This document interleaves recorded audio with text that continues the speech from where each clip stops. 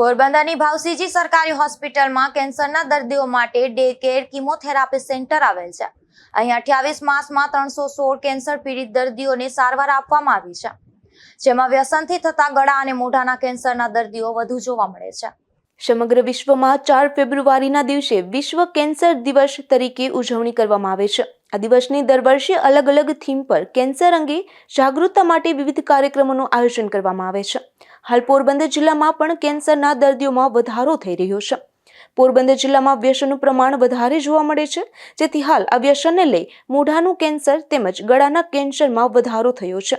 કેન્સરના ટોટલ દર્દીઓમાંથી 80% દર્દીઓ આ બંને કેન્સર હોવાનું સામે આવ્યું છે।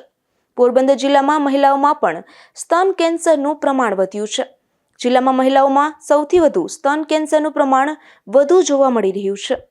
પોરબંદરના આરોગ્ય વિભાગ દ્વારા કેન્સરગ્રસ્ત દર્દીઓને તબીબી સહાય યોજના હેઠળ 1.5 વર્ષમાં પોરબંદર જિલ્લાના 1246 કેન્સરગ્રસ્ત દર્દીઓને ₹85 લાખની સહાય ચૂકવવામાં આવી છે। પોરબંદરના ડે કેર કિમોથેરાપી સેન્ટરમાં 2023માં 102 કેન્સરગ્રસ્ત દર્દીઓ નોંધાયા હતા, તો 2024માં 161 દર્દીઓ નોંધાયા છે।